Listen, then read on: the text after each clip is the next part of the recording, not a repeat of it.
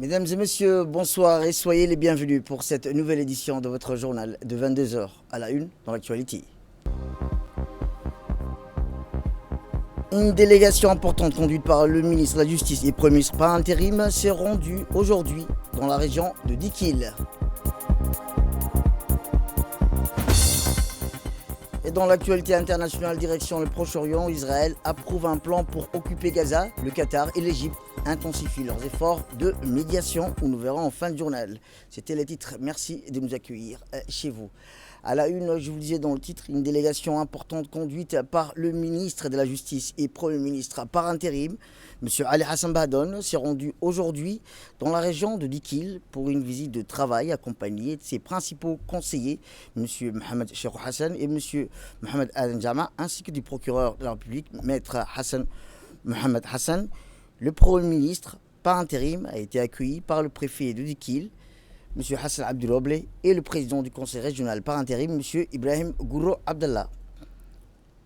Après l'accueil et un bref entretien avec le préfet, le ministre de la Justice, M. Ali Hassan Bahdon, a entamé sa visite par les locaux administratifs destinés pour accueillir provisoirement les futurs tribunaux de Dikil et d'Ali Sebi. Ensuite, le ministre s'est rendu dans la prison pénitentiaire de Dikil, où il a visité avec le procureur les différents blocs de détention et structures. Cette rencontre avec le ministre a ensuite le ministre de la Justice et le Premier ministre par intérim s'est entretenu avec les chefs coutumiers et les sages de la région. Cette rencontre avec le ministre a vu la participation d'une trentaine de chefs coutumiers des différentes communautés, dont le sultan de Gobad, Habib Mohamed Louaïta, et le Okal général Mohamed Ahmed Ouaïs.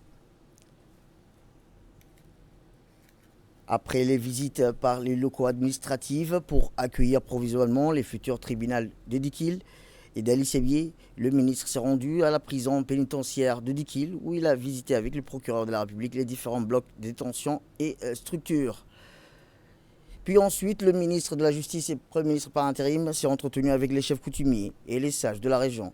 Cette rencontre avec le ministre a vu la participation d'une trentaine de chefs coutumiers des différentes communautés. Cependant, les discussions ont porté sur la sécurité, le vivre ensemble, d'où le ministre a particulièrement insisté sur l'importance de maintenir et consolider la paix ainsi que la cohabitation pacifique. Au terme de cette réunion, les chefs coutumiers de la région se sont engagés à veiller scrupuleusement sur la paix et la cohésion sociale.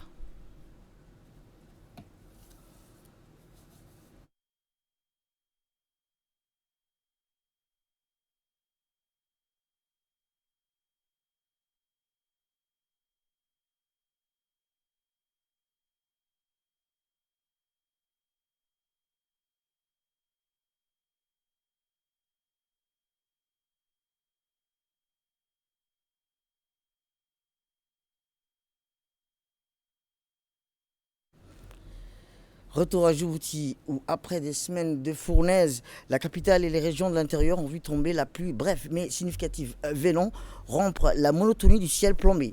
À Djibouti-Ville, une fine averse s'est abattue hier matin, surprenant les passants, rafraîchissant l'air saturé et des poussières avant qu'un vent puissant ne balaie les nuages dès l'après-midi. Mais c'est surtout dans l'intérieur du pays que l'eau du ciel s'est fait plus généreuse. À Dikil, des averses orageuses ont lessivé les plaines arides, redonnant de la rigueur et de vigueur au pâturage. À Arta, la pluie est tombée en fin de journée, apportant un souffle de fraîcheur et ces hauteurs déjà réputées pour leur climat plus doux. Plus au nord, à Tadjoura et jusqu'à Obok, le ciel s'est assombri, libérant par endroits des orages éclatants qui ont rempli brièvement les oueds asséchés. Même Ali Sebier au sud a connu des précipitations isolées. Rappelons que pour ces répits, parenthèse, dès que le samedi, le soleil a repris son trône implacable.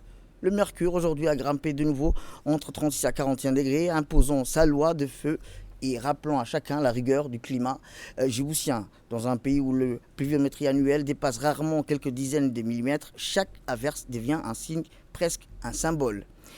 Après cet épisode météorologique, l'équipe de l'assainissement de l'ONEAD reste pleinement mobilisée et poursuit sans relâche ses interventions sur le terrain afin d'évacuer l'importante quantité d'eau pluviale accumulée après les récentes averses. Eh bien, depuis hier, les agents sont déployés dans plusieurs quartiers de la capitale pour installer et mettre en marche des motopompes destinées à accélérer l'écoulement de l'eau et ainsi limiter les risques de stagnation ou de perturbation de la circulation. Une équipe de la radio-télévision de Djibouti a sillonné ce matin les principaux axes routiers de la ville pour constater l'ampleur des travaux menés par les agents de l'assainissement de l'ONEAD. L'équipe de la radio-télévision de Djibouti a pu observer l'engagement continu des techniciens de l'ONEAD qui sont mobilisés pleinement afin de rétablir la fluidité des artères et à garantir la sécurité des usagers de la route. Ces opérations qui mobilisent d'importants moyens matériels et humains témoignent de la créativité et de la détermination des services de l'assainissement à répondre efficacement aux aléas climatiques. Écoutons à présent M. Anis Abdallah, responsable de l'assainissement à l'ONEAD. L'équipe de l'assainissement a intervenu sur les coups. On a vidé tous les secteurs. L'équipe sont mobilisées jusqu'à présent sur terrain pour évacuer tous les eaux pluviales. Et à l'instant même, on est dans les zones citées de Walé. Notre équipe est mobilisée avec leur moteur à pompe. Et il y a une autre équipe aussi que vous allez voir dans tous les secteurs, à Arhiba. Et en même temps, on a une équipe qui vient d'intervenir même à Aouled. Et dans l'ensemble du quartier, dans les grandes artères, l'équipe est toujours mobilisée. On est en arrache-pied. L'équipe est... Dieu merci, l'eau a été déjà évacuée. Eh bien, Djibouti a connu ce mardi des averses localisées début après-midi. Selon les données recueillies, les localités de Korangar a enregistré 11 mm de pluie entre 13h et 14h. De son côté, la station météorologique de Djibouti, aérodrome, a relevé environ 2 mm de précipitations aux alentours de midi. Ces pluies, bien que courte durée, viennent s'ajouter aux épisodes pluvieux observés ces derniers jours dans plusieurs régions du pays. Eh bien, le mois de août est marqué par plusieurs épisodes pluvieux enregistrés à travers le pays. Pour mieux comprendre la situation météorologique actuelle, la radio-télévision de Djibouti a donné la parole au directeur général de l'Agence nationale de la météorologie de Djibouti, M. Mohamed Nour Ismail. Dans cet entretien, il revient sur les précipitations observées ces derniers jours et nous éclaire sur les perspectives pour les prochaines semaines. De juillet, août, septembre 2025, comme nous l'avions prévu, la pluviométrie reste au-dessus de la normale. La saison de Karma au Karan a débuté le 10 juillet 2025 dernier sur le sud et le sud-ouest du pays, ça veut dire à l'Issévier d'Ikil, et sur les côtes maritimes Tajora et Obok. Avant-hier soir, nous avons eu des précipitations agréables, ça veut dire sans des coups de vent violents. Il y avait des tonnerres, il y avait des éclairs, mais pas des vents forts. Les pluies, on a arrosé dans l'ensemble du pays, ça veut dire de Balhou à Douda, de Korangar à Lakassal. Les pluies, on adoucit aussi le climat, c'est-à-dire en cassant les températures maximales de 48 degrés et en les rendant de 32 à 36. Suite de nos prévisions météorologiques et ceux des grands centres, qui nous indiquent que la région de l'Igad, ça veut dire la Corne d'Afrique, obtiendront des précipitations supérieures à la normale pluviométrique. Je lance un appel de vigilance aux autorités compétentes du pays, aux autorités du port, aux pêcheurs et sans oublier la population entière. C'est-à-dire, si ces pluies continuent, ils peuvent créer des inondations. Quelles sont les prévisions de ce soir? Ce soir, Inch'Allah, nous attendons des pluies aussi, comme la dernière fois, des précipitations très agréables à partir de minuit et demain matin, Inch'Allah. Sur le sud du pays, ça veut dire à l'Issévier d'Ikil, puis ça débordera sur la façade côtière, ça veut dire Tajora, Obok, Djibouti ville aussi. Vous étiez en train d'écouter le directeur général de l'Agence nationale de la météorologie de Djibouti qui est revenu sur les précipitations à venir et pour les prochaines semaines. Tout à fait autre chose cette fois-ci où la représentante de la JICA a dans une interview expliqué que la politique d'aide du gouvernement japonais s'articulait autour de 3 domaines prioritaires. Les Le premier concernait le renforcement des infrastructures socio-économiques indispensables à une croissance durable. Le deuxième portait sur le développement des ressources humaines, considérées comme un pilier essentiel du progrès. Le troisième domaine, a-t-elle précisé, visait le soutien à la stabilisation de la région. En ce qui concerne les infrastructures socio-économiques, elle a indiqué que les efforts du Japon se concentraient sur les équipements jugés nécessaires au développement économique. Elle a cité en exemple la construction en cours du pont sur la route de la Palmarès, abordant le secteur de l'éducation. Elle a rappelé que le Japon avait contribué activement à l'amélioration de la qualité de l'enseignement, notamment à travers la construction d'établissements scolaires et d'infrastructures éducatives. Parmi ceux-ci figurait, selon elle, le collège secondaire Fukuzawa, l'école d'enseignement fondamental Nitobe, ainsi que le centre de formation des enseignants de l'enseignement fondamental. La représentante a également rappelé que la JICA envoyait des volontaires à Djibouti depuis l'an 2000 et que l'année en cours marquait le 25e anniversaire de cette initiative. Elle a précisé que plus de 170 volontaires s'étaient déjà rendus à Djibouti, où ils avaient travaillé en étroite collaboration avec la population, contribuant ainsi au renforcement des relations entre les deux pays. Elle a par ailleurs souligné la coopération ancienne entre le Japon et les gardes-côtes, établie dès leur création. Le Japon, a-t-elle affirmé, contribué au renforcement de leurs capacités, notamment par la formation des ressources humaines et l'amélioration des équipements, y compris à travers la fourniture des navires de patrouille. Évoquant d'autres défis, elle a indiqué que le changement climatique constituait une question importante. Elle a précisé que ce problème était abordé par le biais des projets spécifiques tels que le développement des capacités de l'agence météorologique. Enfin, pour conclure, la représentante de la JICA a assuré que la JICA continuerait à travailler en étroite collaboration avec le gouvernement et le peuple djiboutien dans le but de contribuer activement au développement durable du pays. Dès là, je vous amène vers le nord du pays où à Tadjoura, la santé s'inscrit comme une longue marche patiemment gravée dans la pierre du temps. Entre mer et montagne, la ville blanche a vu naître une transformation qui change peu à peu le visage du nord du pays. Tout a commencé avec l'hôpital régional, pierre angulaire de la décentralisation médicale. Depuis son ouverture à Tadjoura, Tadjoura n'est plus seulement une ville côtière chargée d'histoire, elle est devenue un repère, un abri sanitaire pour des milliers de familles et de l'intérieur. Là où autrefois l'espoir s'épuisait sur les routes vers Djibouti-Ville, elle s'est peu à peu enracinée dans ses murs. Aujourd'hui, ces dynamismes et dynamiques s'élèvent encore d'un cran avec un centre de dialyse qui sera inauguré demain. Un lieu de vie et d'espoir où des machines dernière crise se mettent au service des patients longtemps contraints à l'exil médical vers la capitale.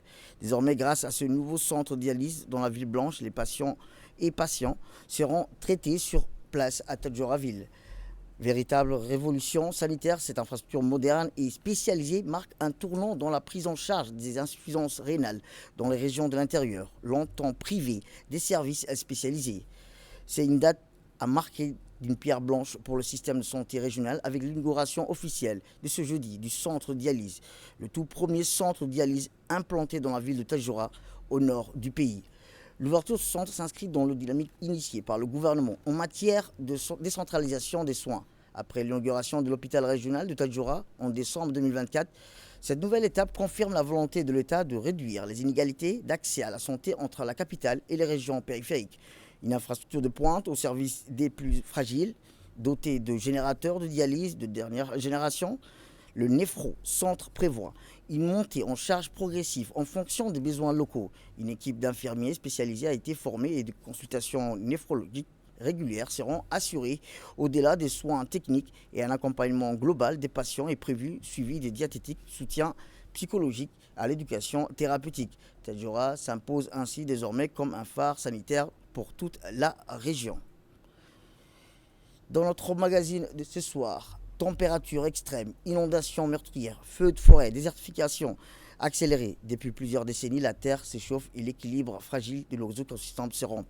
Ce bouleversement n'est pas naturel. Il est le fruit d'un siècle d'industrialisation incontrôlée, d'une consommation excessive et d'une dépendance massive aux énergies fossiles. C'est un magazine de la rédaction.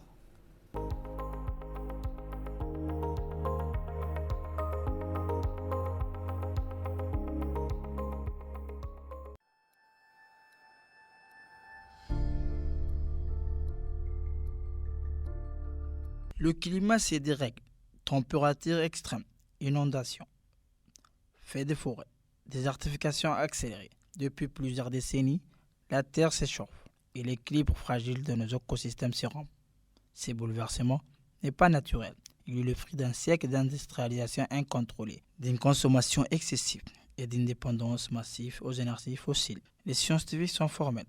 Jamais les concentrations de gaz à effet de serre n'ont été aussi élevées dans l'atmosphère. Face à cette menace globale, les mondes s'organisent. Depuis 1995, les pays se réunissent chaque année lors des conférences des parties, le fameux COP. Objectif, limiter le réchauffement climatique à plus 1,5 degré et éviter des conséquences irréversibles. En 2015, l'accord de Paris marque un tournant historique. 195 pays s'engagent à réduire leurs émissions de gaz à effet de serre. Mais les années passent, les émissions continuent de grimper, les engagements sont souvent insuffisants et les pays décident. Pourtant, les moins responsables en subissent les plus lourdes conséquences. Il est acquis que si rien n'est fait dans moins d'un demi-siècle en Afrique de l'Est et au Moyen-Orient, il sera impossible pour l'être humain de survivre du fait des températures extrêmes causées par les gaz à effet de serre. Désertification, appauvrissement des sols, assèchement des puits, inondations et phénomènes climatiques sont d'ores et déjà des aléas récurrents contre lesquels nos populations se battent à la hauteur de leurs moyens, souvent dérisoires. Mesdames et messieurs, nous savons que l'on ne pourra gagner la lutte contre le changement climatique que si nous prenons des mesures drastiques pour réduire l'émission de gaz à effet de serre. Conformément au principe de responsabilité commune, mais différenciée, les pays développés qui ont, faut-il le rappeler, une responsabilité historique dans le réchauffement climatique et qui ont les capacités technologiques et financières suffisantes, ces pays-là doivent montrer l'exemple en réduisant de façon substantielle leurs émissions de gaz à effet de serre. De même, les pays en développement doivent assumer leur part de responsabilité. Aucun argument économique ne peut justifier la mise en danger de la planète, car la croissance et la richesse matérielle que nous amassons aujourd'hui seront dérisoires devant les coûts abyssaux engendrés par les catastrophes climatiques. Que dire des vies humaines qui seront perdues?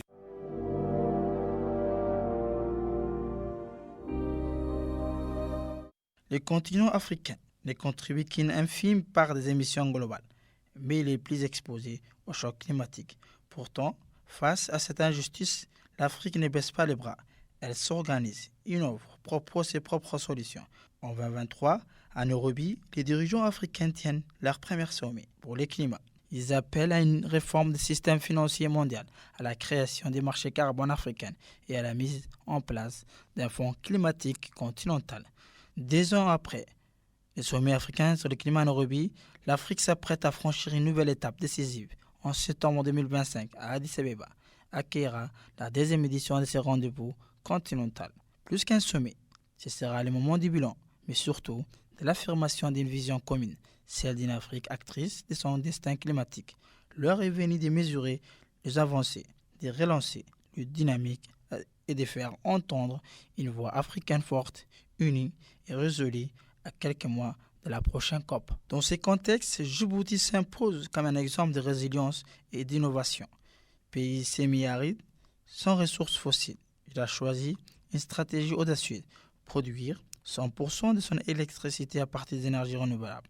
Djibouti accélère sa transition énergétique avec 3 projets clés. Le parc éolien de Goubet, désormais opérationnel, la centrale solaire de Grand Barra, en cours de réalisation, et l'interconnexion électrique avec l'Éthiopie pour un échange d'énergie propre à l'échelle régionale. Mais Djibouti ne se contente pas de produire de l'énergie verte. Il agit aussi pour s'adapter aux impacts des changements climatiques.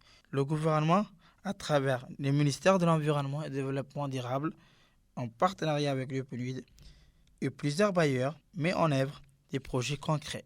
Restauration des terres dégradées pour freiner la désertification, renforcer les digues naturelles pour contenir les inondations, soutien aux éleveurs, agriculteurs avec des solutions durables. Ces programmes impliquent les populations locales et s'appuie sur le savoir traditionnel. Djibouti innove également sur le plan financier. En 2023, les pays lancent la Sovereign Carbone Initiative, une première en Afrique. Les grands émetteurs présents sur le territoire doivent verser une contribution carbone obligatoire. Ces fonds sont réinvestis localement dans des projets d'énergie solaire, des actions de reboisement, des programmes pour de réforestation et à l'accès à l'eau. Depuis 2024, un registre carbone national assure la transparence et suivi précis des émissions et des compensations. Djibouti renforce également sa capacité à anticiper les catastrophes climatiques. Les plans Orsec, pilotés par le ministère de l'Intérieur, coordonnent la réponse face aux crises naturelles ou humaines. Ces dispositifs permettent d'agir vite, de mobiliser les ressources et d'aider les populations touchées. Un outil essentiel dans un contexte où les risques climatiques se multiplient. Dans notre second magazine de ce soir, un nouveau souffle anime la Fédération djiboutienne de natation. Depuis mai 2024, sous la présidence de M. Abdallah Mohamedini, cofondateur de la Fédération de la natation, s'affirme comme un moteur d'inclusion et de développement. C'est un magazine de la rédaction.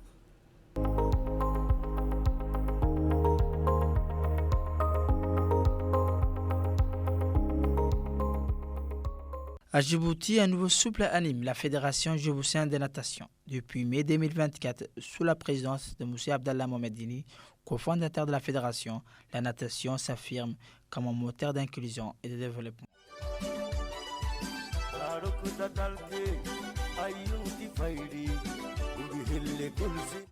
Un pas majeur a été franchi avec l'inauguration de la nouvelle piscine nationale à des pas du stade à Saint-Goulet. Ces complexes modernes aux normes internationales disposent des bassins. Un bassin d'initiation de 25 mètres sur 5 dédié à l'apprentissage et un bassin de compétition de 25 mètres sur 15, conçu pour acquérir les grandes rencontres sportives. Le président de la République, son Excellence, M. Ismaël Omar Guelleh, lors de cette inauguration, a souligné l'importance de cette infrastructure qui représente un véritable atout pour la jeunesse et le rayonnement des sportifs du pays. La piscine offre des espaces adaptés, bureaux administratifs, vestiaires séparés, tribunes pour les spectateurs et zones de stockage pour le matériel. Au cœur des actions de la Fédération, le projet Natation pour tous, Natation pour la vie, lancé en août 2024, vise à rendre la natation accessible à tous. Par des journées d'initiation, des compétitions ouvertes et des formations techniques, ces programmes portent l'ambition d'une natation inclusive. En partenariat avec la Sovereign Carbone Agency, la Fédération de natation s'engage également sur des thématiques sociales et environnementales. Conscient de son rôle dans la protection des milieux aquatiques, à mi-parcours, le bilan est très encourageant. 20 enfants âgés de 8 à 14 ans ont déjà profité de cette initiation, apprenant les gestes essentiels de survie en milieu aquatique et développant un lien fort avec la mer. Les progrès réalisés sont salués par les partenaires du projet, qui voient dans cette initiative un véritable moteur de changement social et éducatif. Fort de succès, la Fédération lance un appel aux organismes publics ou privés pour soutenir et pérenniser cette dynamique afin que toujours plus de jeunes djiboutiens puissent bénéficier des bienfaits de la natation. À Djibouti, la natation dépasse aujourd'hui les cadres des sports. Elle devient un levier d'éducation, de cohésion et d'épanouissement porté par une fédération engagée pour l'avenir de sa jeunesse. Dans l'actualité régionale, le Premier ministre somalien Hamza Abdi Barre a officiellement lancé le mécanisme de responsabilisation des ministères destiné à évaluer les réalisations de l'année écoulée et à évaluer les réalisations de l'année écoulée au regard des priorités gouvernementales afin de renforcer la qualité de vie des citoyens et de soutenir le développement global de la société somalienne. La session d'inauguration a commencé par la présentation des rapports des ministères du pilier de développement économique mettant en lumière les succès récents, les plans futurs pour faire progresser le pays, conformément aux objectifs du plan national de transformation et aux engagements pris devant le Premier ministre. Parmi les principales réalisations présentes, développement des recettes locales et mise en place d'un système financier moderne et performant, facilitation du commerce et soutien au secteur industriel national, élaboration des stratégies pour attirer les investisseurs et les investissements internationaux, amélioration de la production agricole et des systèmes d'irrigation pour garantir la sécurité alimentaire, protection et gestion efficace des ressources maritimes, reconstruction et modernisation des infrastructures, transport aérien, des ports et des routes, ainsi que le lancement des programmes communautaires visant à créer des opportunités d'emploi pour les jeunes et les groupes vulnérables. Selon notre correspondant de la radio-télévision Djibouti, À Mogadiscio, le Premier ministre somalien a interrogé les ministres sur leurs plans nationaux afin de s'assurer de la mise en œuvre effective des programmes et d'engagements annoncés, insistant sur la nécessité de poursuivre les efforts de consolider les plans existants et de respecter le principe de responsabilisation de chaque ministère. On reste toujours dans l'actualité régionale. Le choc du groupe D entre le Soudan et le Sénégal, tenant du titre, s'est soldé par un match nul et vierge sur le terrain du stade Zanzibar. Ce résultat permet au Soudan de terminer en tête du groupe avec 5 points, tandis que les Lions de la Teranga se classent deuxième avec 4 points. Ainsi, avec ces résultats, les qualifiés pour les quarts de finale sont désormais connus. Le Soudan et le Sénégal poursuivent leur parcours, tandis que le Nigeria et le Congo quittent la compétition. Dans l'actualité internationale, je vous le disais dans le titre, la bande de Gaza oscille entre perspectives de trêve et menaces d'escalade militaire. Des sources bien informées ont relevé mercredi que le ministre israélien de la Défense a validé la veille un plan d'occupation de la ville de Gaza et aux autorités le rappel de 60 000 réservistes. Parallèlement, le Qatar et l'Égypte poursuivent leurs efforts diplomatiques pour contenir la guerre à Gaza. Le ministre qatari des Affaires étrangères a indiqué que le Premier ministre et chef de la diplomatie, Cheikh Mohammed bin Abdelrahman, a transmis lors de sa rencontre avec le président égyptien, tout en discutant des derniers développements à Gaza et du rôle des médiations conjoints. Toujours dans l'actualité internationale, le 19 août marque la journée mondiale de l'aide humanitaire. Dans l'actuel contexte des crises internationales, c'est le secrétaire général de l'ONU, Antonio Guterres, en personne, qui est monté en créneau pour plaidoyer aux travailleurs humanitaires. Les travailleurs humanitaires, a-t-il indiqué, sont la dernière bouée de sauvetage pour plus de 300 millions de personnes prises dans un conflit ou dans une catastrophe. Pourtant, le financement de cette bouée de sauvetage se tarit. Et ceux qui fournissent l'aide humanitaire sont de plus en plus attaqués. L'année dernière, au moins 390 travailleurs humanitaires, un record, ont été tués dans le monde entier. Toujours dans l'actualité internationale, le 20 août est la journée mondiale du moustique. Pour rappel, son impact dévastateur. Rappelons que le 20 août 1897, le médecin britannique Ronald Ross faisant une découverte historique. Il trouva le parasite du paludisme dans l'estomac d'un moustique anophèle femelle. Cette trouvaille constitue la première preuve que cet insecte transmet le paludisme aux humains. Et enfin, dans l'actualité internationale, un épisode de pluie torrentielle frappe actuellement le Pakistan, provoquant un lourd bilan humain. Depuis le début de la moisson fin juin, plus de 700 personnes ont perdu la vie. C'est tout pour cette édition. Merci à vous de nous avoir suivis. Restez avec nous pour la suite de nos programmes télévisés.